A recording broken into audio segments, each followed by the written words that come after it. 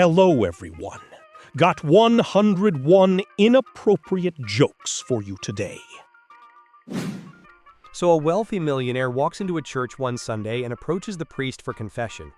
The priest looks at him and asks, "What is your sin, my son?" The millionaire sighs. "Father, I'm afraid I'm too greedy." The priest nods solemnly. Greed is indeed a serious sin, but there is something you can do to begin making amends. The millionaire listens carefully. "When you leave this church," the priest says, "I want you to give $100 to the very first person you see." The millionaire looks shocked. "What, $100? To a complete stranger?" "Yes, my son, you must do it if you wish to begin your journey toward righteousness and redemption." The millionaire reluctantly agrees. He walks outside the church, but there isn't a single person around.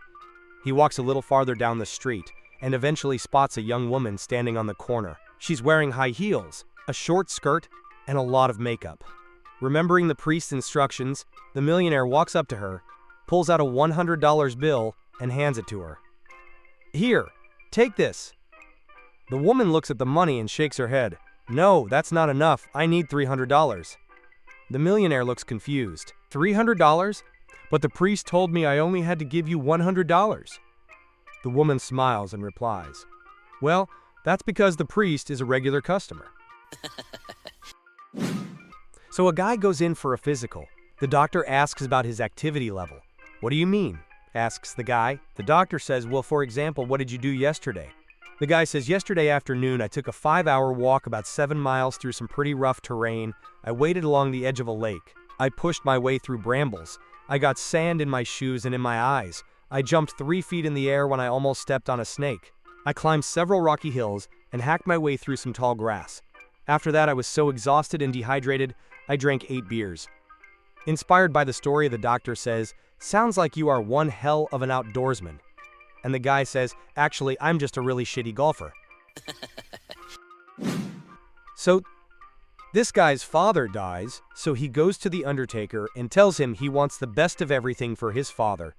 The funeral is absolutely beautiful, and the guy is extremely pleased. The next day, the guy gets a bill for $16.085, and he pays it. The next month, he gets another bill for $85. He figures it's just a little supplementary bill, so he pays that too. Next month, another bill for $85 arrives, so he calls up the undertaker and says, "I keep getting these bills for $85. I thought I paid for the funeral already." The undertaker says, "Well, you said you wanted the best for your father, so I rented him a tux."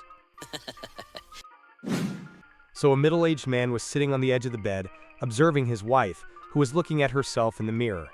"You know," he says, "your birthday is coming up. What would you like?" His wife sighs. "I'd like to be 12 again," she replied, still looking in the mirror. So on the morning of her birthday, the husband wakes up early. He makes his wife a nice big bowl of Cocoa Puffs, and then takes her to a theme park. What a day! He puts her on every ride in the park, the death slide, the corkscrew, the wall of fear, the screaming monster roller coaster, everything. 5 hours later, they stagger out of the theme park. Her head is reeling and her stomach feels upside down. He then takes a diner where he orders her a half-pound cheeseburger with bacon, extra fries, and an extra-large milkshake. Then it's off to the movies with popcorn, a huge Coca-Cola, and her favorite candies, M&Amp, M's, nonpareils, and Gushers. What a long night and a fabulous adventure. They finally wobble home and collapse into bed, exhausted. Her husband leans over her with a big smile. "Well, dear," he lovingly asks, "what was it like being 12 again?" The wife slowly opens her eyes. All of a sudden, her expression changes. 12? I meant my dress size, you idiot." So 2 alcoholic rednecks are hired to paint a farmhouse. When they arrive, they see the owner is staying away during the job to avoid the paint fumes. They are both want to drink, so they sell the paint, buy booze, get plastered, and pass out. They are awakened by the sound of the farmer arriving to check on their progress, so they quickly smothered the horse's snout with a little bit of paint. The farmer approaches and says, "Hey, why isn't anything painted?" One of the rednecks says, "'Cause your horse drank all the paint." The farmer immediately takes his rifle and shoots the horse. "What the hell?" says the other redneck. You just killed a horse over a couple buckets of paint? The hell with him, says the farmer. Last year I hired a couple of guys like you to build a wall, and that goddamn horse ate 10 bags of cement. So a wife buys her redneck husband a scale to help him with his new diet. A week later, the redneck says, "Honey, this here scale is great. Now not only can I weigh myself, but now I know how much I'm pooping out 'cause of this new diet I'm on." The wife says, "That's great. I never thought of that. So you step on the scale before you go to the toilet, step on the scale again when you're done, and the difference is the weight of your poop?" And the redneck says, "Yeah, I guess I could do it that way." So, two brothers are laid off from work and go to the unemployment office. The two of them apply for unemployment. The first brother is asked his occupation, to which he replies, "I am a panty stitcher. I sew pantyhose for women." The clerk looks up his occupation and finds it to be unskilled labor. He gives the brother $300 a week for unemployment.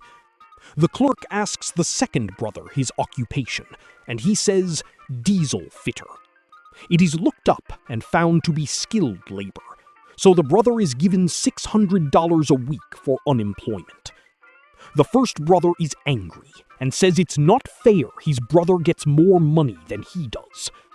"Well, his job requires more skill," replies the clerk. "What skill?"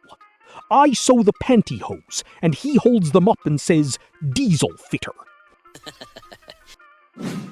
So a new teacher, on his first day, noticed that the other children were teasing one boy, calling him Mikey the Moron.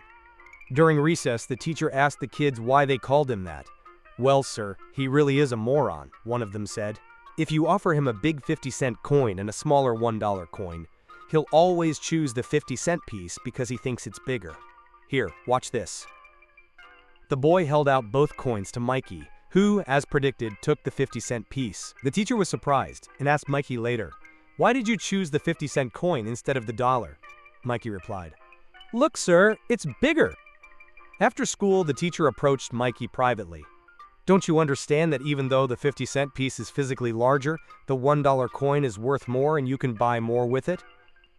"Of course I understand that, sir," Mikey said. "Then why do you always choose the 50-cent piece?" the teacher asked. Mikey replied, "Because the day I choose the dollar is the day they stop giving me money." So a CEO walked into his office and saw a man sitting on a sofa, scrolling through his phone. The CEO asked, "What are you doing?" The man replied, "Wasting time until I get paid." Furious, the CEO asked, "How much do you make a week?" $1,000, the man replied. The CEO pulled out $2,000, handed it to him, and said, "Here, take this money and get out. You don't work here anymore." The man quietly took the money and left. The CEO then walked over to the receptionist and asked, "By the way, who was that guy?" The receptionist replied, "The pizza delivery guy." So I went to get a haircut the other day, and the barber kept asking me the same question over and over. As he's cutting my hair, he says, "So, how's your mother-in-law doing?" I shrugged and said, "She's fine." 5 minutes later, he asks again, "So, how's your mother-in-law?"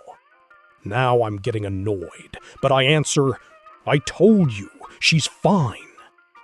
A few minutes after that, he asks yet again, "So, how is your mother-in-law doing?" I finally snap. "Dude, I already told you twice, she's fine. Why do you keep asking about my mother-in-law?" He chuckles and says, "Oh, don't worry. It's not because I actually care. Every time I mention your mother-in-law, your hair stands straight up, and it makes it a lot easier for me to cut it." So, at the end of a job interview, The head of human resources asks the young engineer, fresh out of MIT, "What starting salary were you looking for?" The engineer decides to shoot for the moon.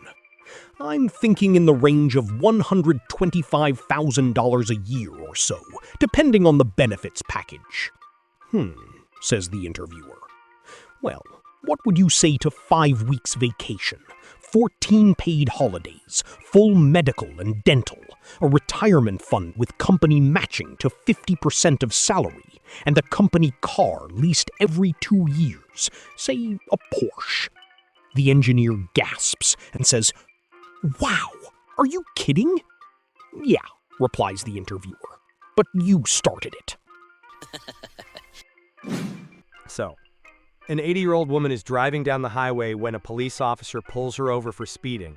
The officer walks up to her window and says, "Ma'am, do you know why I stopped you?" The woman looks at him calmly and asks, "Is there a problem, officer?" "Yes, ma'am, you were speeding."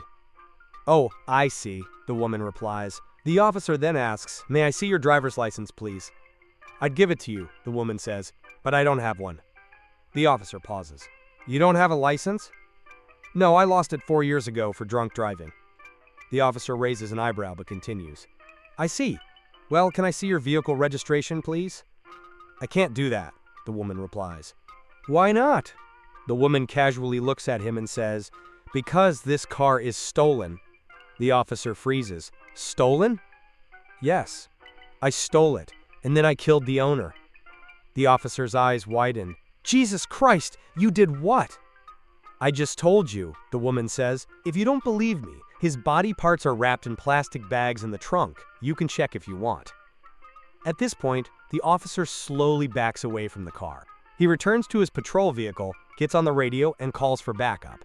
Within minutes, 6 squad cars arrive at the scene. 3 officers, led by a sergeant, approach the woman's car with their guns drawn. The sergeant steps forward and calls out, "Ma'am, please step out of the vehicle." The woman calmly gets out and asks, "Is there a problem, sir?" The sergeant looks at her sternly. "One of my officers told me that you stole this car and murdered the owner." The woman looks surprised. "Murdered the owner?" "Yes," the sergeant replies. "Now, would you please open the trunk?" The woman walks over to the back of the car and opens the trunk. The sergeant looks inside. There's nothing there. The trunk is completely empty. The sergeant turns back to the woman, clearly confused. "Is this your car, ma'am?" "Yes, it is," she says, handing him the registration papers. "Here they are." The sergeant examines the documents. Everything checks out. He's becoming even more confused. "One of my officers also told me you don't have a driver's license." The woman reaches into her handbag, pulls out her wallet, and hands the sergeant her license. He examines it carefully. It's completely valid. The sergeant looks at the woman, then at the license, and then back at the empty trunk. "Ma'am," he says, "one of my officers told me you didn't have a license, that you stole this car, and that you murdered and dismembered the owner." The woman gives him a puzzled look. Then she smiles and says, "Sure, and I bet that lying bastard told you I was speeding too." So a blonde walks into an electronics store and approaches a salesman. She points toward a television in the window display and says, "I'd like to buy that TV in the window, please." The salesman looks at her and shakes his head. "Sorry, ma'am, but we don't do business with blondes. It's store policy. There's really nothing I can do." The woman is furious. She argues with him and tries everything she can think of to convince him to sell her the television. But no matter what she says, the salesman refuses to budge. Eventually, frustrated and defeated, she leaves the store. But she isn't giving up. When she gets home, she comes up with a plan. She spends the evening dyeing her hair and preparing herself to return to the store the very next day. The following morning, she walks back into the store, looking like a completely different person. Now a stunning brunette, she looks around and notices that the television is still sitting in the window. Even better, there's a different salesman working that day. Perfect. There's no chance he'll recognize her. She confidently walks over to him and points toward the window. "I'd like to buy that TV over there, please." The salesman looks her up and down for a moment, then shakes his head. "Sorry, ma'am, we don't do business with blondes. It's store policy. It comes directly from the top. Unfortunately, there's no way around it." The woman stares at him in disbelief. "But I'm not blonde," she exclaims. "Why can't I just buy the TV? Just take my money." The salesman looks at her with pity. Ma'am. He pauses for a moment before gently explaining. That's not a TV. That's a microwave. So Cinderella is shipwrecked. She washes up on a barren, rocky island in the middle of the ocean. There's nothing on the island, not trees or animals or even grass. Cinderella starts to cry. Oh, what will I do? Then poof! Her fairy godmother appears. Oh, thank goodness, says Cinderella. Fairy godmother, I need your help again. Please get me off this desert island and back safely to land. Oh, dearie me, says the fairy godmother.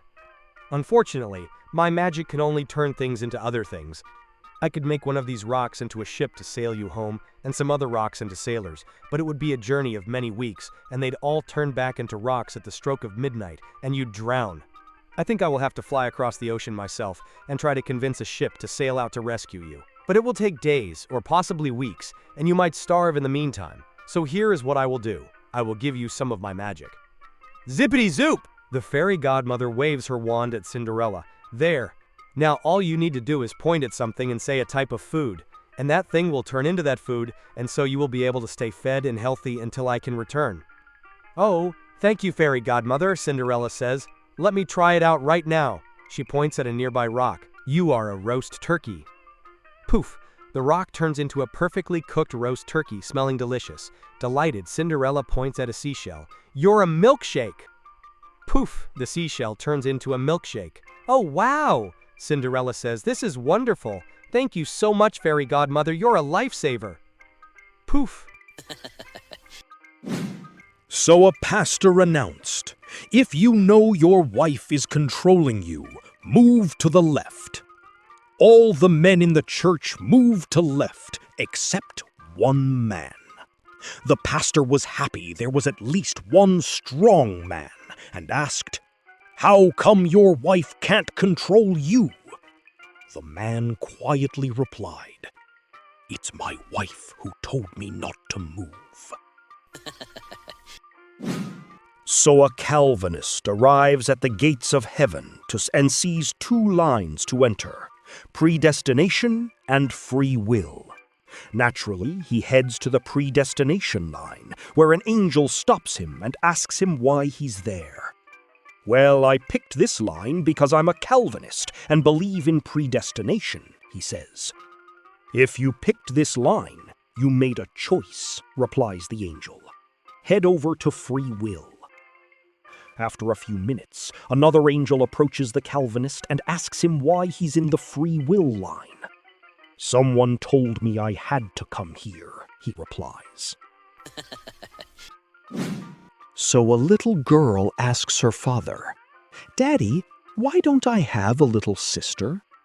Trying to be funny, her father says, You do have a little sister.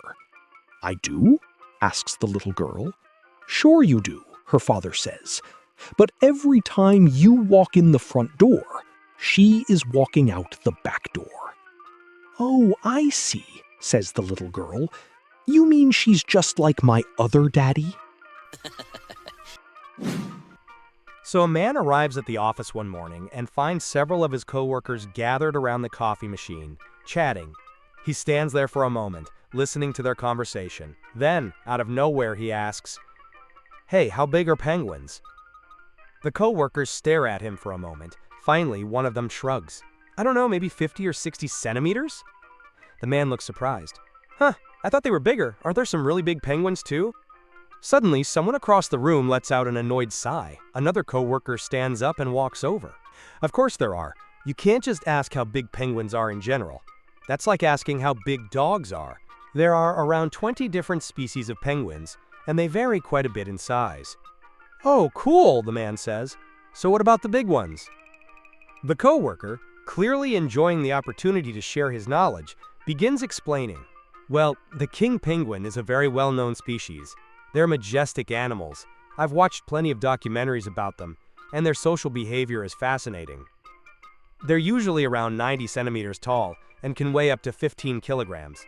Some particularly large males can even grow to over a meter tall and weigh as much as 20 kilograms.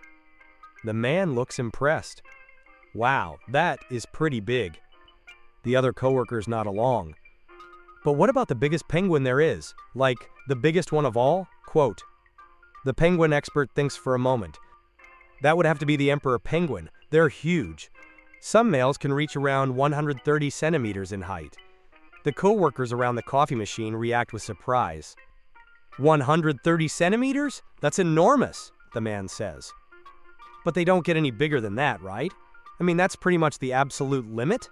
Quote, well, the expert says, thinking carefully, I think I've heard of an individual that was almost 140 centimeters tall. But yes, that's about as big as they get. The man nods slowly. Huh. He pauses. Well then, I guess I really did run over a nun on my way here. So a man goes to see his doctor because he's worried that his wife is losing her hearing. Doctor, I think my wife might be going deaf, he says. She hardly ever answers when I talk to her. The doctor thinks for a moment and says, there's a simple way to test that. When you get home, stand about 15 feet away from her and ask her a question in your normal voice. If she doesn't answer, move 3 feet closer and ask again. Keep moving closer until she responds. The man thanks the doctor and heads home. When he gets there, he sees his wife standing at the stove, busy cooking dinner. Perfect, he thinks. This is the perfect opportunity to test her hearing. He stands about 15 feet away and calls out, honey, what's for dinner? His wife doesn't respond, so he moves 3 feet closer, to about 12 feet away. What's for dinner? Still nothing. He moves closer again, to 9 feet. What's for dinner? No response. Now he's starting to get worried. He moves to 6 feet away. What's for dinner? Still nothing. Finally, he moves to just 3 feet behind her. What's for dinner? His wife suddenly spins around and shouts, for the 5th damn time! Chicken! So a lone Mongol warrior stands on top of a mountain and shouts down to the Chinese army below, send your men! I'm alone! The Chinese general sends 1,000 soldiers up the mountain. There's the sound of swords clashing, men screaming, then silence. No one returns. The Mongol appears again and yells, send more! I'm still alone! Another 1,000 soldiers go up. More chaos, more noise, then silence again. The Mongol shouts a third time, come on, I'm still alone! This time, furious, the general sends 2,000 of his best men. The mountain erupts in the sounds of a huge battle. Finally, it goes quiet. A single wounded Chinese soldier crawls back down and whispers, he lied. There were 2 of them. So I recently retired from my engineering job, and I was watching my wife make my breakfast one morning. I noticed that she made way too many trips to get each of the items she needed. So I said in my best engineer voice, hey, sweetheart, why don't you utilize the load maximization principle and carry all the items you need in one trip, thereby minimizing total distance traveled? Well, don't you know, she loved my suggestion. It used to take her 11 minutes to make my breakfast. Now I do it in 5. So 3 Texans got married. First one marries a girl from Alabama. He tells her in Texas, women are expected to do the dishes and clean house, also have a meal on the table for when he gets home. On the first day, he's seen nothing, but on a second, he came home to a clean house and a meal on the table. The second one marries a girl from Kentucky. He also tells her here in Texas, women are expected to do the dishes, clean house, and also have a meal on the table for when he gets home. He didn't see anything on the first or second day, but on the third he came home to a clean house and a meal on the table. The third guy marries a girl from the Bronx. He tells her here in Texas, women are expected to do the dishes, clean house, also have a meal on the table for when he gets home. He didn't see anything the first, second, or third day, but on the 4th day he could see a little from his left eye, and his arm was well enough for him to fill the dishwasher and use the broom. So a wife desperately tries to prove to her husband her illicit affair is over. He'd already forgiven her, but still hadn't spoken to her in days. The only thing she could think of is that he must still not trust her. In a last-ditch attempt to convince him, she cut her ex-lover's obituary out of the newspaper. Her affair ended long before the accident, but she thought this would ease her husband's mind once and for all. You see, she told him, he was struck by a drunk driver. Her husband smiled and replied, I wasn't drunk.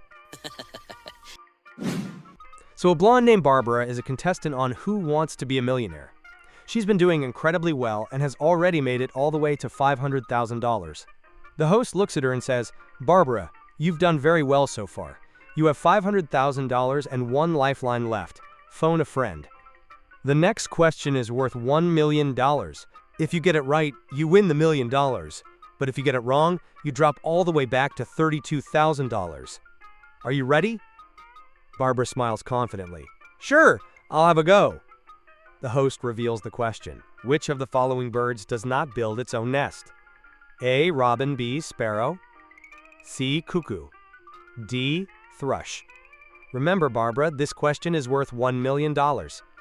Barbara looks at the answers. "I think I know it, but I'm not 100% sure. Actually, no, I haven't got a clue. I'd like to phone a friend, Regis, just to be sure." "Of course," the host says. "Who would you like to call?" Quote, "I'll phone my friend Maggie back home in Birmingham." The call connects. "Hello?" Quote, "Hello, Maggie. This is Regis from Who Wants to Be a Millionaire. I have Barbara here, and she's doing extremely well. She's currently on $500,000, but she needs your help to become a millionaire. The next voice you hear will be Barbara. She'll read you the $1 million question. There are 4 possible answers, and only one is correct. You have 30 seconds. Your time starts now." Barbara quickly reads the question. "Maggie, which of the following birds does not build its own nest? A. Robin. B. Sparrow. C. Cuckoo. D. Thrush." There's a brief pause. Then Maggie confidently replies, "Oh, Barbara, that's simple. It's a cuckoo." Barbara hesitates. "You think?" "I'm sure," Maggie says. "Thanks, Maggie." Barbara hangs up. The host turns to her. "So Barbara, do you want to stick with your $500,000 or do you want to play for the million?" Barbara takes a deep breath. "I want to play. I'll go with C. Cuckoo." "Is that your final answer?" "It is." "Are you confident?" "Yes, Maggie's a sound bet." The host pauses dramatically. "Barbara, you had $500,000 and you've just answered C. Cuckoo." The audience goes silent. Then the host smiles. "You're absolutely right." The crowd erupts in cheers. "You've just won $1 million!" Barbara celebrates as the audience gives her a huge round of applause.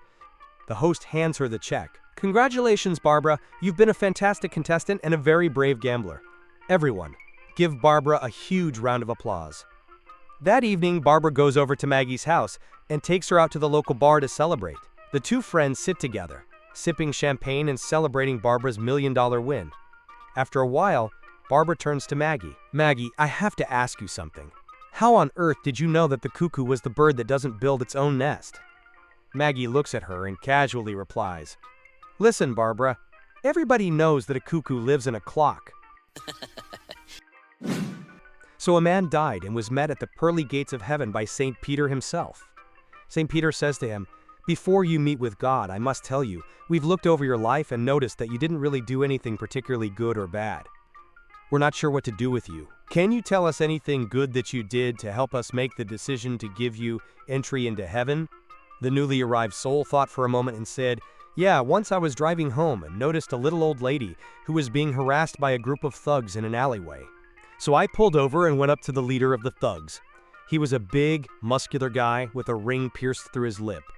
Well, I tore the ring out of his lip and told him he and his gang had better stop bothering this lady or they would have to deal with me." Quote, St. Peter's eyes grew large and he looked impressed. "Wow, that's amazing," he said. "When did this happen?" Quote, "About 3 minutes ago," said the man. So Rob and his buddy Dave are walking down the street when they see a stunning woman in a first-floor window, blowing kisses at them. Rob says, "Hey, look at that! That woman is blowing kisses at me!" Dave replies, "Just ignore her. Don't pay her any mind." The woman then gestures for one of them to come up to her apartment. Excitedly, Rob says, "Did you see that? She's calling for me."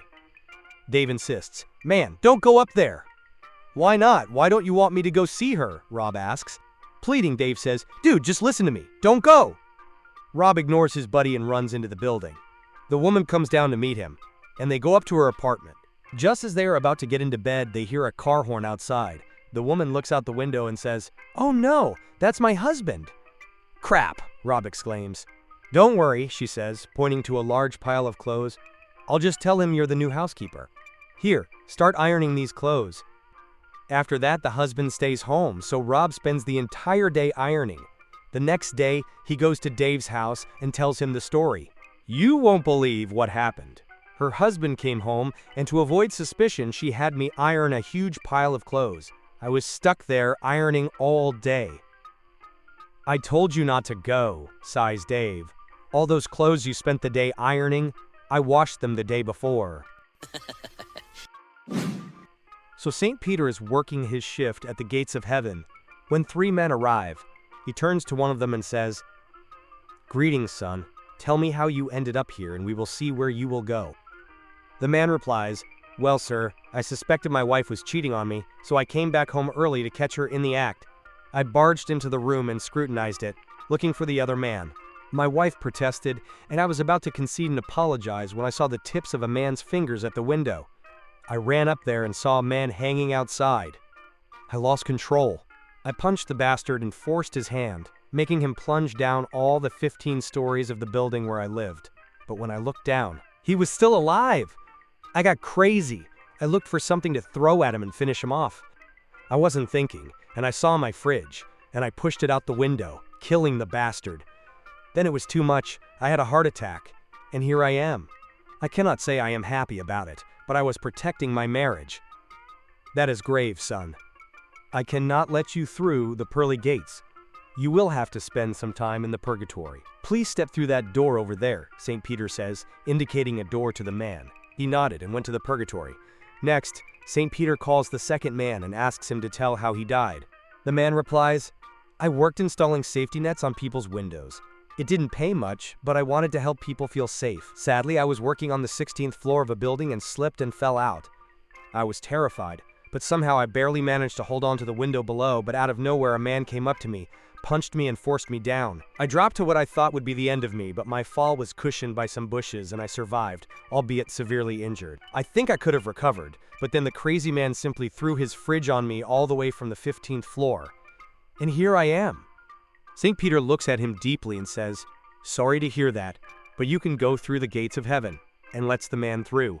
"What about you, young man?" he asks, turning to the third man. The guy says, "So you're not going to believe this, but I was hiding naked inside a fridge, minding my own business."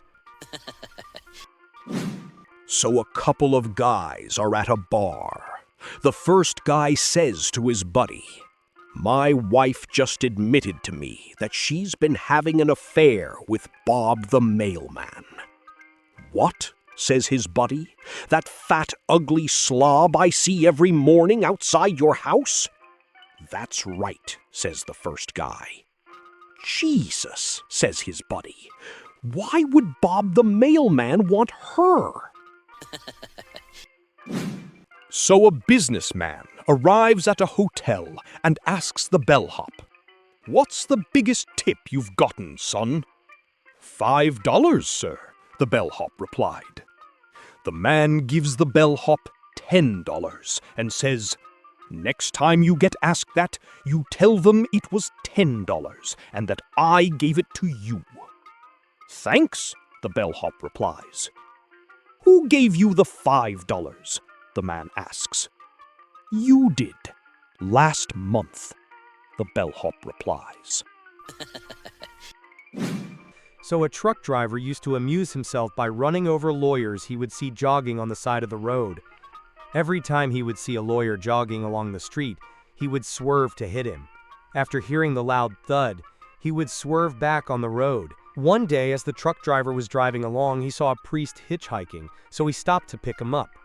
The priest climbed into the passenger seat and the truck driver continued driving. Suddenly, the truck driver saw a lawyer jogging up ahead and immediately regretted picking up the priest. "Surely I can't run over a lawyer with a priest in the truck," he thought. Then he had an idea. He would pretend to fall asleep. The driver pretended to nod off, the truck drifted to the right, and he heard that satisfying thud. "Did I hit that lawyer? Did I hit that lawyer?" the truck driver asked, pretending to wake up suddenly. "No," said the priest, "but I got him with the door." So Dave pulled up a stool at his favorite bar and announced, My wife must love me more than any woman has ever loved any man." The bartender inquired, "What makes you say that?" Dave beamed with pride. "Last week, I had to take a couple of sick days from work.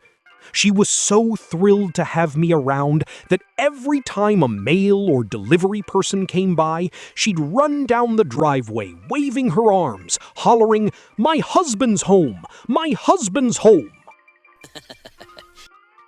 So the Pope dies and goes to heaven.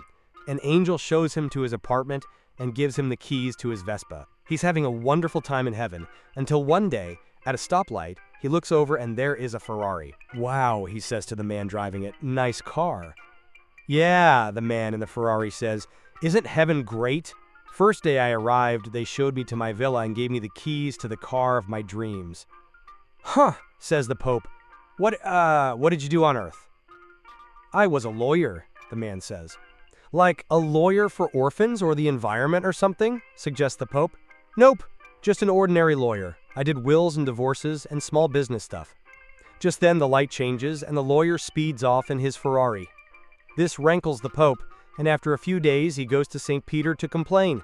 "I was a pious man. I served God my entire life. I was the Pope, for crying out loud. How is it that I'm living in an apartment, driving a moped, and there's this Joe Schmo lawyer and he gets a villa and a Ferrari?" "Look," explains St. Peter, "up here popes are a dime a dozen. We've only got the one lawyer." So a wealthy man walks into a bank in New York City and asks for the loan officer. He says he's going to Europe on business for 2 weeks and needs to borrow $5,000. The bank officer says the bank will need some kind of security for the loan, so the man hands over the keys to a new Rolls-Royce, which costs $250,000. "The car is parked on the street in front of the bank," says the man, "and I have all the necessary papers." The bank officer agrees to accept the car as collateral for the loan. After the man leaves, the loan officer, the bank's president, and all their colleagues enjoy a good laugh at the man for using a $250,000 Rolls-Royce as collateral against a $5,000 loan. One of the employees drives the Rolls into the bank's underground garage and parks it there.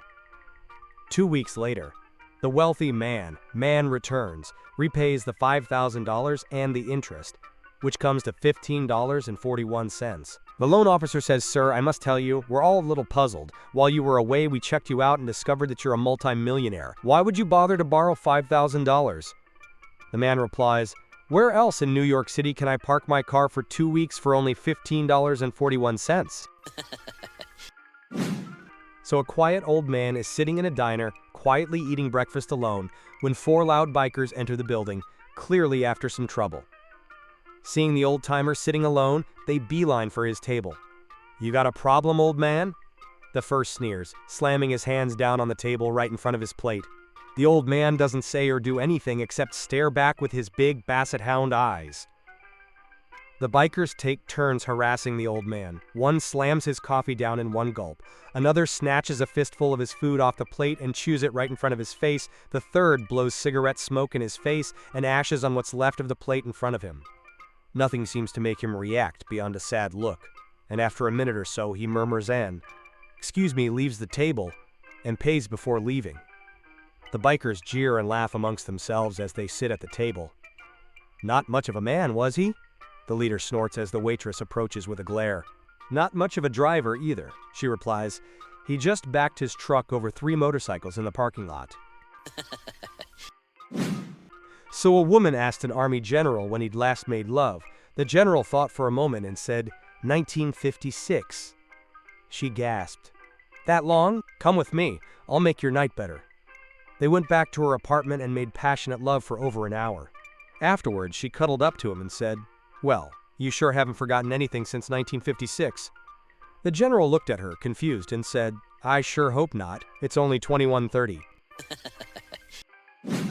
So, an old millionaire was asked how he gained his wealth. He explained, "When I was a young man in the middle of the Great Depression, all I had was 5 cents.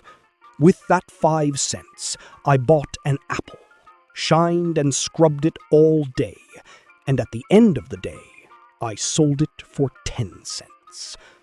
With the 10 cents, I bought 2 apples, scrubbed and shined them all day, and at the end of the day, I sold them for 20 cents.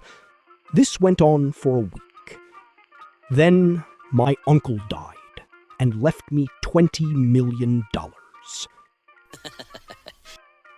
So a priest is sitting in the confession booth, waiting for the next person to come in. After a moment, he hears someone approaching from the other side of the screen. The man sits down, but he doesn't say a word. The priest can hear him breathing heavily. Every now and then, the man lets out a long, troubled sigh. The priest patiently waits. A few more moments pass, but the man still seems unable to find the courage to speak. Finally, the priest decides to gently encourage him. "Is something troubling you, son?" The man takes another deep breath and sighs. "Is there any toilet paper in your stall?" So, a sophisticated, well-dressed woman walks into a shop that sells very expensive Persian rugs. She looks around, spots a beautiful rug, and walks over to inspect it. As she bends to feel the texture of the rug, she farts loudly. Very embarrassed, she looks around nervously to see if anyone has noticed. Unfortunately, standing next to her is a salesman who says, "Good day, ma'am. How may we help you today?" Flustered, she asks, "Sir, how much does this rug cost?" "Madam," he answers, "if you farted just touching it, you're gonna shit when you hear the price."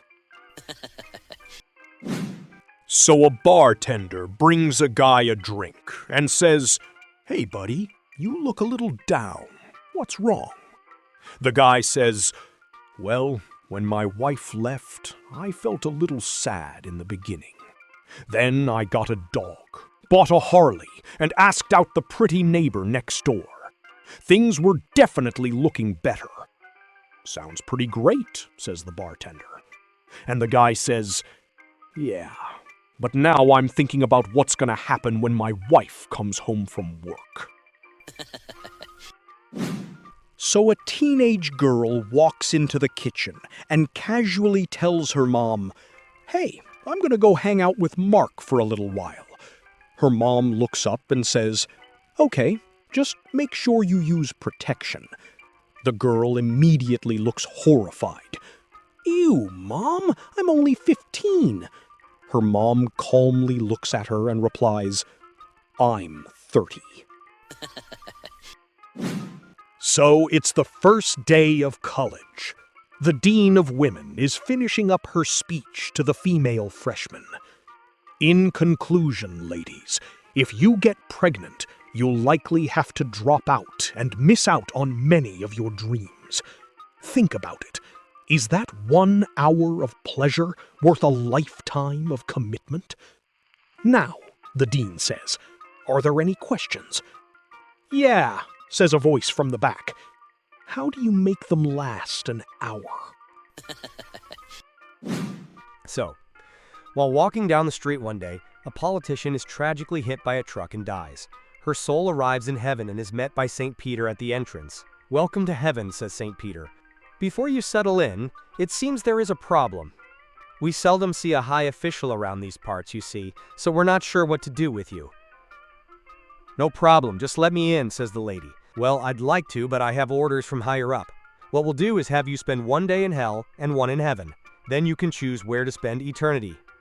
"Really, I've made up my mind. I want to be in heaven," says the head of state. "I'm sorry, but we have our rules." And with that, St. Peter escorts her to the elevator and she goes down, down, down to hell. The doors open and she finds herself in the middle of a green golf course. In the distance is a club, and standing in front of it are all her friends and other politicians who had worked with her. Everyone is very happy and in evening dress. They run to greet her, hug her, and reminisce about the good times they had while getting rich at expense of the people. They play a friendly game of golf and then dine on lobster and caviar.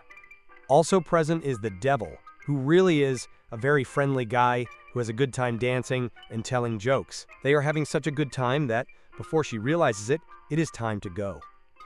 Everyone gives her a big hug and waves while the elevator rises. The elevator goes up, up, up, and the door reopens on heaven where St. Peter is waiting for her. Now it's time to visit heaven. So 24 hours pass, with the head of state joining a group of contented souls, moving from cloud to cloud, playing the harp and singing.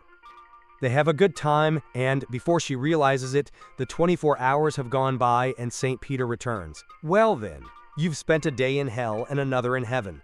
Now choose your eternity. She reflects for a minute, then the head of state answers, well, I would never have said it. I mean, heaven has been delightful, but I think I would be better off in hell.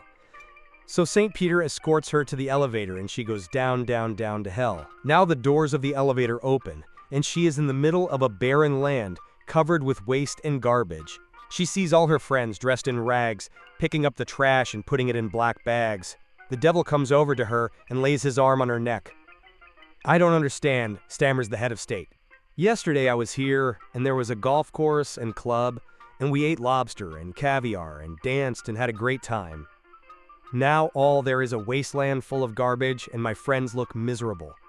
The devil looks at her, smiles, and says, yesterday we were campaigning. Today you voted for us. Quote, So, a Frenchman, Brit, and Russian go to the Louvre and are admiring Michelangelo's painting of Adam and Eve. Looking at the painting, the Brit says, "Look how reserved and calm they look. They are obviously British." The Frenchman says, "No, no, no, no. They are beautiful, naked, and free. They are obviously French." The Russian says, "Nah, they are Russian. They are naked, cold, have one apple to eat between them, and have been told they are in paradise." So an elderly Jewish man is on his deathbed. Summoning his last bit of strength, he lifts his head and whispers, "Is my beloved wife Sarah here with me?" And Sarah says, "Yes, I am here." He then says, "Are my children, my wonderful children, are they here with me?" And they reply, "Yes, Father, we are here with you to see you breathe your last." And he says, "And my beautiful grandchildren, are they here with me as well?" And they too tell him that they are here. The old man lays back quietly, closes his eyes, and says, "If everybody is here, why is the light on in the kitchen?" So John decided to go golfing in Scotland with his buddy Keith, so they loaded up John's minivan and headed north. After driving for a few hours, they got caught in a terrible blizzard, so they pulled into a nearby farm and asked the attractive lady who answered the door if they could spend the night. "I realize it's terrible weather out there, and I have this huge house all to myself, but I'm recently widowed," she explained. "And I'm afraid the neighbors will talk if I let you stay in my house." "Don't worry," John said. "We'll be happy to sleep in the barn, and if the weather breaks, we'll be gone at first light." The lady agreed, and the two men found their way to the barn and settled in for the night.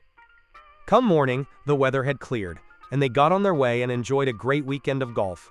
But about 9 months later, John got an unexpected letter from an attorney. It took him a few minutes to figure it out, but he finally determined that it was from the attorney of that attractive widow he had met on the golf weekend.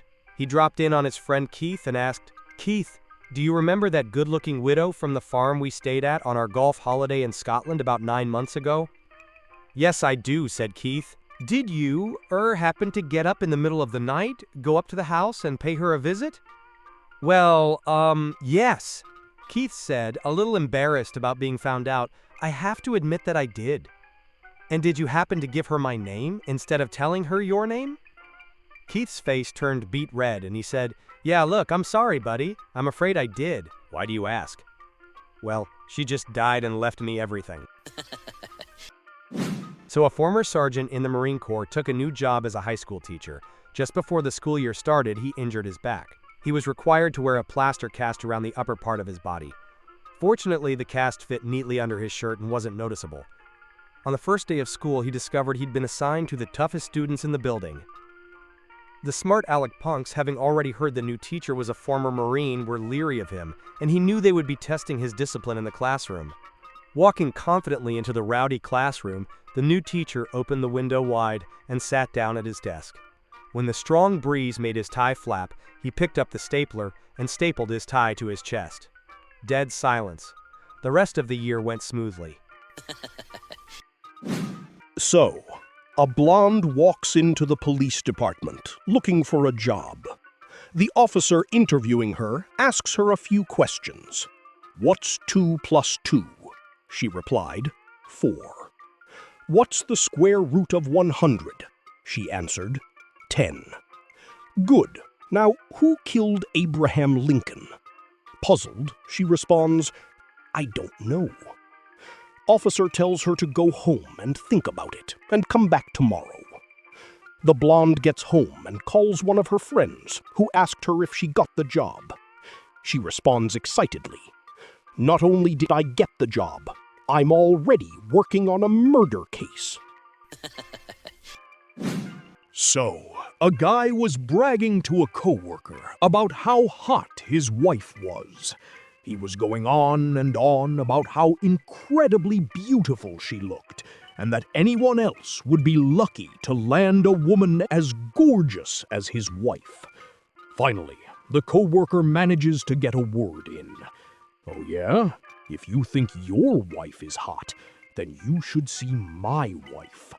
"Why's that? Is she a stunner too?" "No," he replied. "She's an optometrist." So Gertrude, a 94-year-old widow, was heartbroken after her husband Harold died. She decided to end it all with his old army pistol. Wanting to make sure she hit her heart and didn't just cripple herself, she called her doctor. "Doctor, where exactly is a woman's heart?" "Right below the left breast," he told her. That night, Gertrude was admitted to the hospital with a bullet straight through her knee. So an old man always wanted a pair of authentic Texas cowboy boots. So, seeing some on sale, he bought them and wore them home. Walking proudly, he sauntered into the kitchen and said to his wife, "Notice anything different about me?" Wife looked him over. "Nope," she said. Frustrated, husband stormed off into the bathroom, undressed and walked back into the kitchen completely naked, except for the boots. Again he asked wife, a little louder this time, "Notice anything different now?" Wife looked up and said, "Robert, what's different? It's hanging down today, it was hanging down yesterday, it'll be hanging down tomorrow." Furious, husband yelled, "And do you know why it's hanging down, Margaret?" "Nope, not a clue," she replied. "It's hanging down because it's looking at my new boots." Wife sighed and replied, "Should have bought a hat, Robert. Should have bought a hat."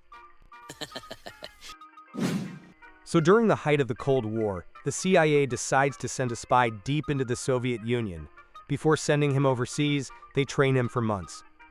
They teach him to speak Russian fluently, complete with a convincing regional accent. They drill him on Soviet customs, culture, history, and everything else he might need to know to pass as a local. After months of intensive preparation, the spy is finally ready. He's flown into remote Siberia in a small spy plane, flying low beneath radar detection. He parachutes into the wilderness and begins making his way through the freezing landscape. For several days, he travels through the snow until he finally reaches a tiny, isolated village in the middle of nowhere. As night falls, he carefully approaches a small wooden hut and knocks on the door. An elderly woman opens it. The moment she sees him, she immediately exclaims, "Oh, Amerikansky, come in, it's freezing out there." The spy is stunned. After all his months of training, his Russian is absolutely perfect. He looks at her and responds in flawless Russian. "Babushka, why would you say I am American? That is completely preposterous." The old woman looks him up and down. Then she smiles and says, "Honey, I've lived in this village for 80 years. She pauses. "And I can assure you, we've never had a black Russian out here." So a Martian arrives on Earth. Obviously, humanity has many questions for him, so the UN decides to arrange a conference. All the world leaders, public intellectuals, and religious heads are in attendance to ask their most burning questions. When it is the Pope's turn, he asks, "I was wondering, have you ever heard of our Lord and Savior Jesus Christ?" "Of course," says the Martian. "He stops by our planet every couple of years and we all have a great time." Stunned, the Pope says, "Surely you are mistaken. Jesus Christ was here about 2,000 years ago, but he left, and we've been waiting for his return ever since. Why would he visit you so often?" And the Martian says, "Well, maybe he didn't like the party." "The what?" the Pope asks. And the Martian says, "The party. When Jesus first showed up on our planet, we threw a huge party. Music, dancing, food, it was great. Why? What did you guys do? So a man staggered into an emergency room with a concussion, multiple bruises, and a 5-iron wrapped tightly around his throat. The doctor asks him what happened. "Well, it was like this," said the man. "I was having a quiet round of golf with my wife when at a difficult hole we both sliced our ball into pasture of cows. We went to look for them, and while I was rooting around noticed one of the cows had something white at its rear end. I walked over and lifted up the tail, and sure enough, there was a golf ball with my wife's monogram on it, stuck right in the middle of the cow's butt. That's when I made my big mistake." "What did you do?" asked the doctor. "I lifted the cow's tail and yelled to my wife, 'Hey, this looks like yours.' I don't remember much after that." So a man wakes up. He sees that the time is 7:07 a.m. Then he looks at the calendar. It is July 7th, the 7th day of the 7th month. He goes to a local coffee shop to get some breakfast and a coffee. The final price happens to be $7.77. Then, he is about to get on the bus to work, but sees that the bus was a different bus that day, bus number 777. He thinks, all these sevens? The universe must be trying to tell me something. So he goes back home, jumps in his car, and drives to the bank. He asks the banker how much money is in his savings account. It was $7,777.77. So he takes all the money out of his savings and drives over to the horse races. As it happens, the horse race is the 77th annual derby in his town. He takes all of his money, $7,777.77, and puts it all on horse number 7, named Lucky Number 7. The horse came in 7th. So, one evening, there's a knock at a farmer's door. The farmer goes to answer it and finds a weary-looking traveler standing outside. "Hello?" "Good evening, kind sir," the traveler says. "I'm a weary mystic traveler. I'll do any sort of work you need if you just let me sleep in your barn tonight." The farmer shakes his head. "Sleep in my barn? Absolutely not. No one should have to sleep in a barn. You look exhausted. My wife and I would be happy to have you stay in our home. We'll give you a warm dinner, and then we'll put you in a comfortable bed." The traveler looks surprised. "So I can still do some sort of work and—" No, the farmer interrupts. "You don't have to work." The farmer and his wife invite the traveler inside, give him a delicious dinner, and set him up in a comfortable bed for the night. The next morning, they serve him a hearty breakfast. As soon as he finishes eating, the traveler asks, "So, what work can I do now?" The farmer smiles. "Nothing. You don't have to work. The Lord teaches us to show kindness and hospitality to weary travelers." Well, in that case, the traveler says, "I am a mystic, and I have the ability to communicate with animals. I'd like to go speak with your animals." The farmer turns to his wife and whispers, "Look at this guy. He thinks he can talk to the animals." The farmer then turns back to the traveler. "Listen, you really don't have to do that. You don't owe us anything. Just enjoy your breakfast and be on your way." "But I want to." The farmer shrugs. "All right." About 20 minutes later, the traveler returns. He walks up to the farmer and says, "I spoke with your horses." The farmer raises an eyebrow. "They told me you recently changed their bits. They used to have nice oval bits, but you replaced them with triangular ones. The triangular bits pull their jaws much farther apart, making it harder for them to pull heavy loads. They said, 'You're right.'" The farmer grabs his wife excitedly. "He's right. He's absolutely right. I did change the bits. I switched them to triangular ones." He turns back to the traveler. "I'll change them right back to the old ones. Would you look at this guy?" The traveler nods and continues. "Yes, and then I spoke with your cows." The farmer leans in eagerly. "They told me the milking machines are set to 36 pulsations per minute, and it's causing them discomfort. They said they used to be set at 28, and—" He's right again. The farmer practically jumps out of his chair. "I'll put them right back to 28. Can you believe this guy? He really can talk to animals." The traveler smiles. "Well, there's one more thing. I also spoke with your sheep, and they told me—" "Goddamn liars." The farmer immediately cuts him off. "Don't believe a word they say." So a bear is chasing a rabbit through the woods. Suddenly, they see a fairy tied to a tree. Boo! They both stop, look at the fairy, and decide to help her out. They go over to untie her. Thankful for being rescued, the fairy offers them each 3 wishes. Bear immediately shouts, "I wish I was the only male bear in the area. That's sure to get me some ladies." Rabbit thinks for a moment and says, "I've always wanted to be rich, make me a millionaire." The bear, still thinking with his little head, says, "Actually, I want to be the only male bear in the country. All the ladies will want a piece of me."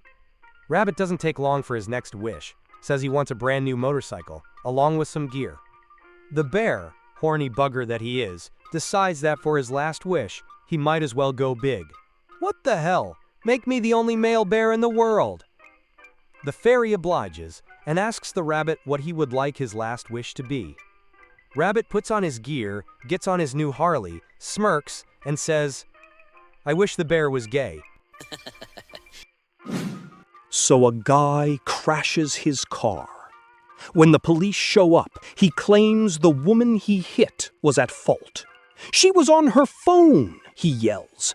"And to make matters worse, she was drinking a glass of wine at the time. Can you believe it?" And the cop says, "Sir, she can do whatever she wants in her own living room." So, as a redneck truck driver is driving east, he sees a truck driving west, and his CB crackles to life. "Hey, buddy, who are the 2 biggest morons in America?" says the other driver. "I don't know," says the redneck. The other driver says, "You and your brother." The redneck gets annoyed, but the other driver tells him, "It's just a joke. Tell it to the next truck you see." So the redneck drives for a bit and sees another truck heading toward him. He gets on the CB and says, "Hey, buddy, do you know who the 2 biggest morons in the world are?" The other trucker says, "I don't know. Who?" And the redneck says, "Me and my brother." So 3 nuns die and go to heaven. St. Peter greets them at the pearly gates and says, "Ladies, you have been so devout that God is granting each of you 6 months to go back to earth and be anyone you desire." The first nun says, "I'd like to go back as Sophia Loren." Poof, she's gone. The second nun says, "I'd like to go back as Madonna." Poof, she's gone. The third nun says, "I want to be Sarah Pipolini." St. Peter looks confused. "Sarah Pipolini? I don't know that name. Can you help me?" The nun hands him a newspaper she was holding. He reads it, laughs, and hands it back to her. "No, sister," he says. "This says it was the Sahara pipeline that was laid by 1,400 men in 6 months. So 4 cannibals apply for a job in a big corporation. "Well," says the boss, "if I hire you guys, you have to promise not to eat any of our staff." The cannibals promise that they will not eat anyone and get hired. Everything is going well for a while, and one day the boss calls them into his office. "You're working well and all, but we're missing an office cleaner. Do you have something to do with that?" The cannibals swear that they are innocent. The boss believes them and leaves the office, and they all turn to their leader. "You idiots!" he screams. "Who ate the cleaner?" One of the cannibals sheepishly raises his hand. "You fool!" shouts the leader. "For weeks we've been feasting on directors, team leaders, project managers, and human resource staff, and then you go and eat someone they'll actually miss." So a woman wakes up in the middle of the night and notices that her husband isn't in bed. Worried, she gets up and walks into the kitchen. She finds him sitting at the table, staring blankly into space while slowly drinking a cup of coffee. But what really catches her attention is that tears are running down his face. She walks over to him and gently asks, "What's wrong, my love?" The man takes a long sip of his coffee and quietly says, "Do you remember our first date, 20 years ago?" The woman smiles. "Of course I do." "We were only 16 back then," he continues. "Your father caught us making out in the back seat of my car." "Yes," she says, "I remember." The man looks down at his coffee. "Do you also remember your father pointing a gun at my face and saying, 'You will either marry my daughter or you'll spend 20 years in prison'?" The woman nods. How could I forget? The man wipes a tear from his cheek. He takes another sip of coffee, stares into the distance, and quietly says, "You know," he pauses, "I would have been getting out of prison today." So a 7-year-old boy is sitting at the dinner table with his parents. Suddenly he announces, "Me and Janie is getting married." "Oh," says the mother. "And how old is Janie?" "5," replies the boy. "And where will you live?" asks the mother. "Well," says the boy, "Janie's room is bigger than my room, so we'll live in her room."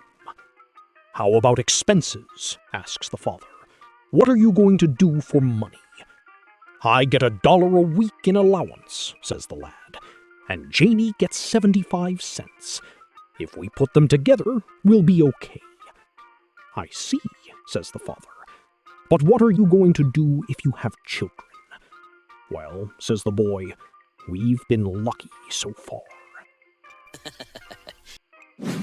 So a lady was showing her dog at all of the local shows, but despite having a tremendous dog, she never placed higher than 3rd. She cornered one of the judges after one show and asked why her dog never won. "Well, the problem is that your dog has too much hair between its toes, and we have to deduct points because of that. You have a great dog, but it's not winning because of the hair between its toes." Upset, the lady says, "But I trim it as close as possible. What can I do?" "Well," the judge said, "go to the pharmacy and get some liquid hair remover and put it between your dog's toes. You'll be able to pull the hair right out and you'll win best in show, I guarantee it." So the lady rushed to the pharmacy to find the liquid hair remover. She went up and down every aisle but couldn't find it. The pharmacist saw her searching and asked if he could help. "I'm looking for liquid hair remover, and I can't find it," she said. The pharmacist said, "It's on aisle 10. I'll show you." He walked her over and picked up the bottle. As he handed it to her, he said, "Now, after you use this, you can't wear pantyhose for a couple of days because the chemicals will bond the nylon to your skin." The lady said, "Oh, it's not for my legs, it's for my schnauzer." And the pharmacist said, "Well, in that case, don't ride a bicycle for at least a week." So, at a lake with rental boats, the owner speaks over the loudspeaker. "Boat number 99, please return to the dock. Your time is up." A few minutes pass. No boat returns. The owner, louder this time. "Boat number 99, return immediately, or you'll be charged for overtime." Still nothing. The assistant steps in and says, "Boss, we only have 75 boats. There is no number 99. After a couple of seconds, the owner grabs the mic again and says, "Boat number 66, everything okay out there?" So I took my blonde girlfriend to her first football game. Afterward, I asked her how she liked it. "Oh, I really liked it," she replied, "especially the tight pants and all the big, hard muscles. But I just couldn't understand why they were killing each other over 25 cents. I asked her, "What do you mean?" "Well, they flip a coin, one team got it, and then for the rest of the game, all they kept screaming was, 'Get the quarterback! Get the quarterback!' I'm like, hello? It's only 25 cents. So 2 priests decided they needed a break, so they booked a vacation to sunny Hawaii. Wanting to fully relax and go incognito, they made a promise. No collars, no black suits, nothing that screams clergy. As soon as they landed, they hit a local shop and stocked up on the wildest tourist gear they could find. Think neon shirts, loud floral shorts, flip-flops, oversized sunglasses, and straw hats. They looked like walking postcards. The next morning, they strolled down to the beach, drinks in hand, soaking up the sun and enjoying the freedom of anonymity. That's when a gorgeous blonde in a tiny bikini walked by, gave them a sweet smile, and said, "Good morning, Father. Good morning, Father." She nodded at each of them and kept walking, calm as can be. The priests stared at each other, stunned. How did she know? Determined to be unrecognizable, they doubled down. The next day, they returned to the store and bought even wilder outfits. Mismatched patterns, tourist hats with dangling beads, socks with sandals, the works. Feeling completely undercover, they headed back to the beach, confident no one would suspect a thing. Right on cue, the same blonde appeared, this time in an even skimpier bikini. She walked right up, smiled again, and said, "Good morning, Father. Good morning, Father." One of the priests jumped up. "All right, young lady, we give up. Yes, we're priests, but how on earth did you know?" She laughed, leaned in, and said, "Oh, come on, Father, it's me, Sister Angela." So a fresh co-pilot is flying with a seasoned airline captain. The captain says to the co-pilot, "I want to test how well you know the airplane." "I am going to go to the lavatory for a number 2, says the captain. "When I come back, tell me whether the airplane gets lighter as I relieve myself."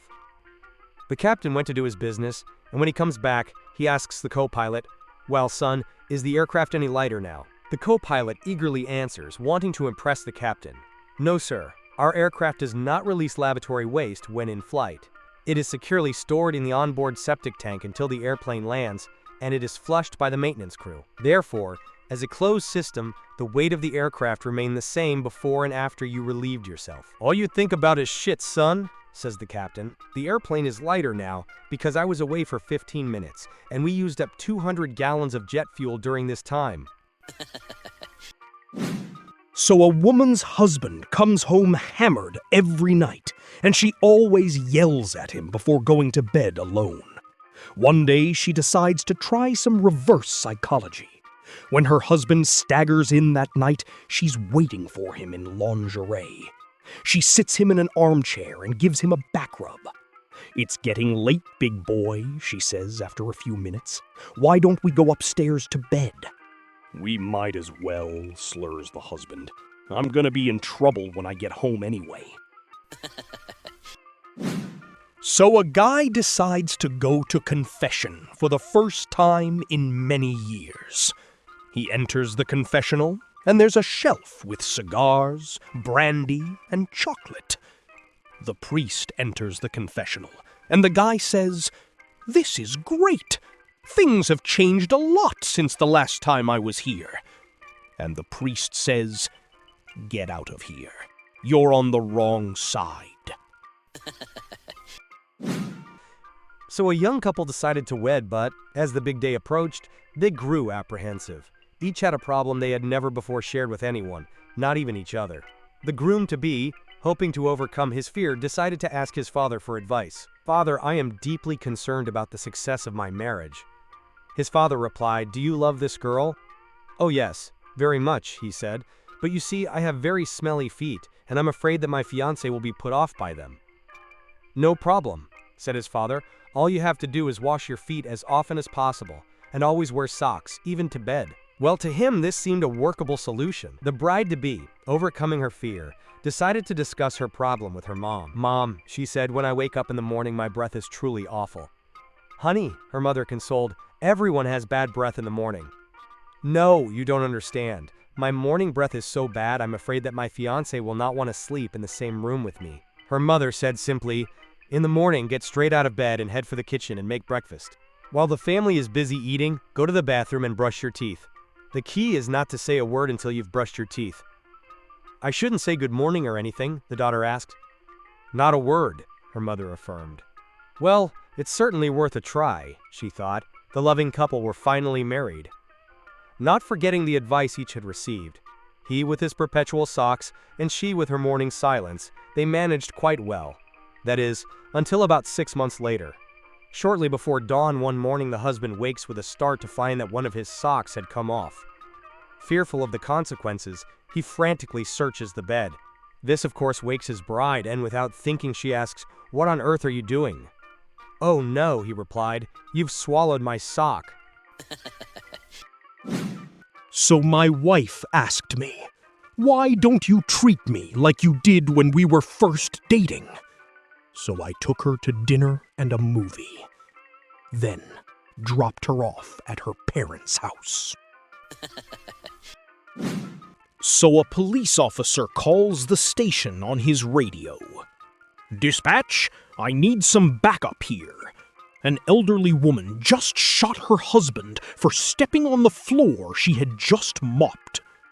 The dispatcher is stunned. Have you arrested the woman?" The officer looks down at the floor and replies, "Not yet. The floor's still wet." So a golfer was playing off the first tee but sliced the ball and it went over the trees. So he played another ball. When the round was over, he met up with his buddies at the bar. The club pro came over, tapped him on the shoulder, and asked, "Are you the guy who sliced that shot off the first tee?" The man nodded and the pro said, "I'm sorry to tell you this, but the ball landed on a freeway, hit a motorcyclist who swerved in front of a school bus which braked so hard it overturned, and 20 children are in the hospital." "Oh no," said the guy. "I had no idea. What should I do?" And the pro said, "Start shifting your weight toward your front foot at the top of your backswing."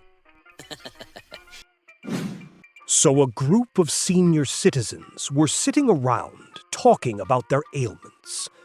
"My arms are so weak, I can hardly hold this cup of coffee," said one. "Yes, I know. My cataracts are so bad I can't even see my coffee," replied another. "I can't turn my head because of the arthritis in my neck," said a third, to which several nodded weakly in agreement. "My blood pressure pills make me dizzy," claimed another. "I guess that's the price we pay for getting old," winced an old man as he shook his head. "Well, it's not that bad," said one woman cheerfully. "Thank God we can all still drive."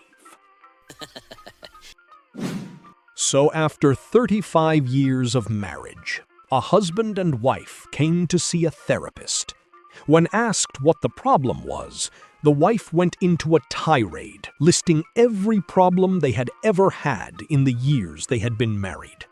On and on. Neglect, lack of intimacy, emptiness, loneliness, feeling unloved and unlovable.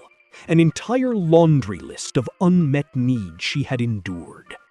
Finally, after allowing this for a sufficient length of time, the therapist got up, walked around the desk, and after asking the wife to stand, he embraced and kissed her long and passionately as her husband watched with a raised eyebrow. The woman shut up and quietly sat down as though in a daze. The therapist turned to the husband and said, "This is what your wife needs, at least 3 times a week. Can you do this?" "Well, I can drop her off here on Mondays and Wednesdays, but on Fridays, I fish." So I asked my new girlfriend how many men she has slept with. She said, 6. What about you? I said, none. I'm straight. So a man is fishing, and he catches a crocodile. The crocodile tells him, "Please let me go. I'll grant you any wish you desire." The man says, "Okay, I wish my manhood could touch the ground." The crocodile then bites his legs off.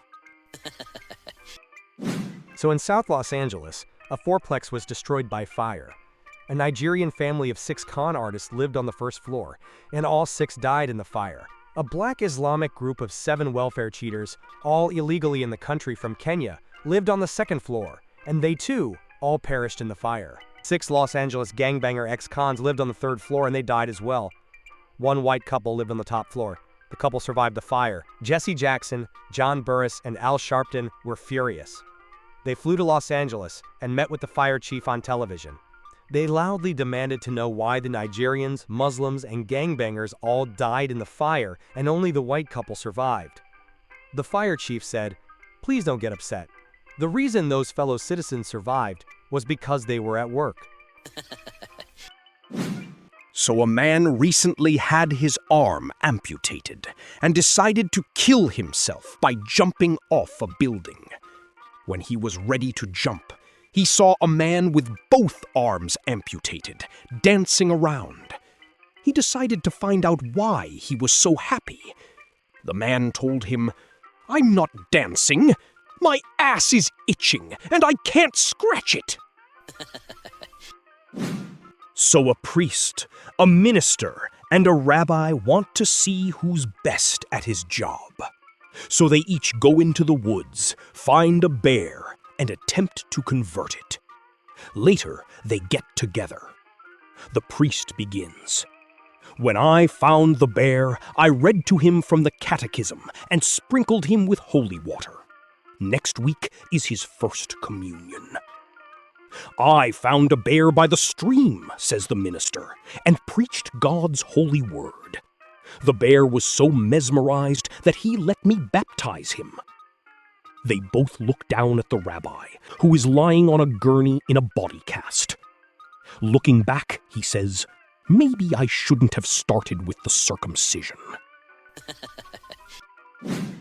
Two old guys, 180 and 187, were sitting on a park bench one morning. The 87-year-old had just finished his morning jog and wasn't even short of breath. The 80-year-old was amazed at the guy's stamina and asked him what he did to have so much energy. The 87-year-old said, "Well, I eat rye bread every day. It keeps your energy level high, and you'll have great stamina with the ladies."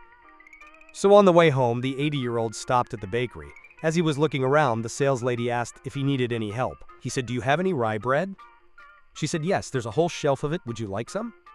He said, "I want 5 loaves." She said, "My goodness, 5 loaves. By the time you get to the 3rd loaf, it'll be hard." He replied, "I can't believe everybody knows about this, and I don't." A man walks out on his front porch one day and sees a gorilla in the tree on his front lawn. He calls animal control, and about an hour later a man shows up with a ladder, a pit bull, and a shotgun. The animal control employee tells the man, "I'm here to get the gorilla out of your tree. I'm going to use this ladder to climb up the tree and shake the branch the gorilla is on to knock him to the ground. The pit bull is trained to go after anything that falls from the tree and bites their balls, which calms the animal down so I can put him in the truck." The man says, "Okay, I see what the ladder and the pit bull are for, but what is the shotgun for?"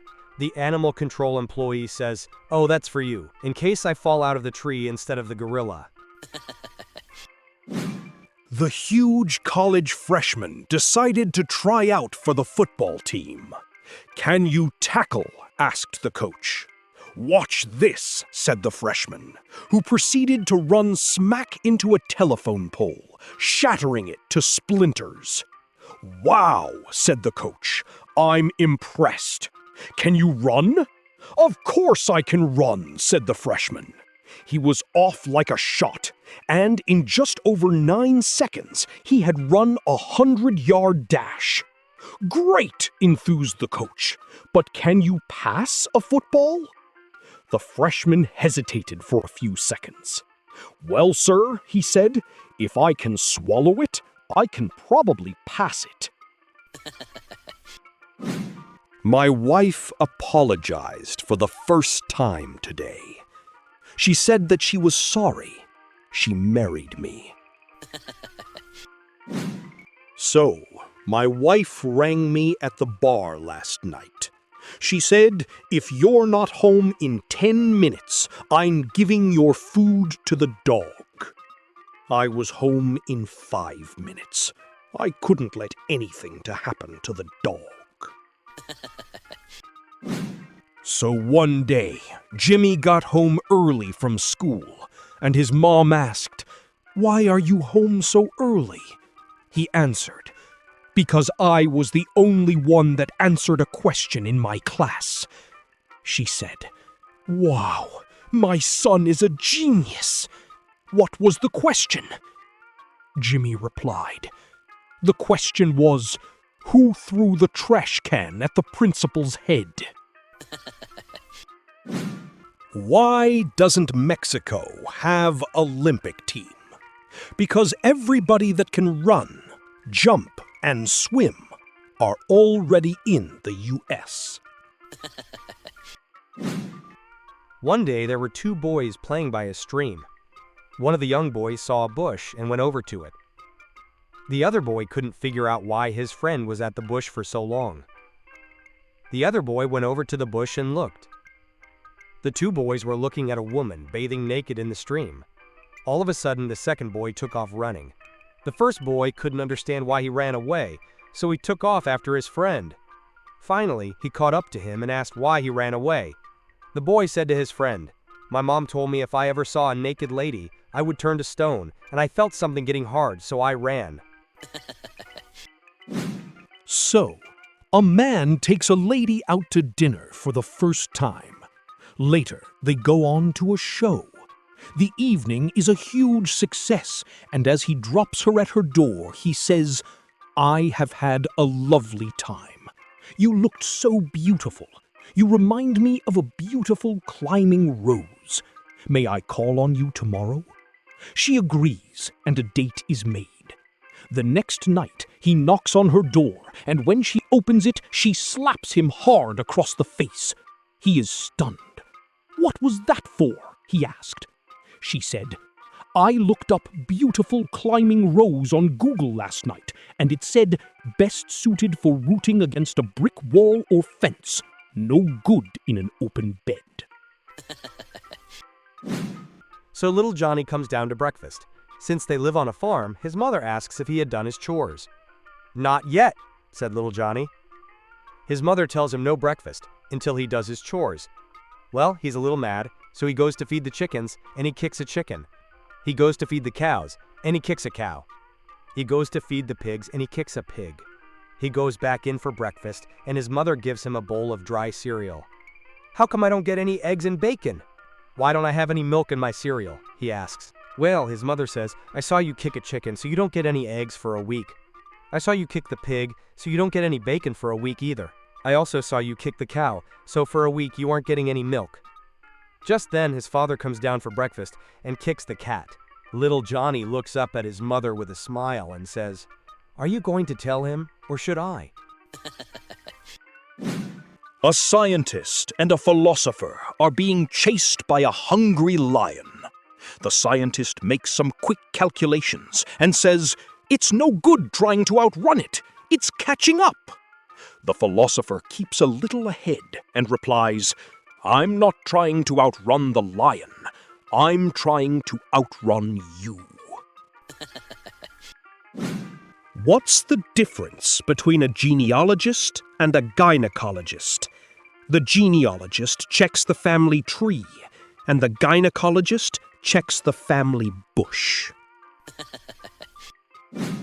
A lawyer is standing in a long line at the box office. Suddenly, he feels a pair of hands kneading his shoulders, back, and neck. The lawyer turns around. "What the hell do you think you're doing?" "I'm a chiropractor, and I'm just keeping in practice while I'm waiting in line."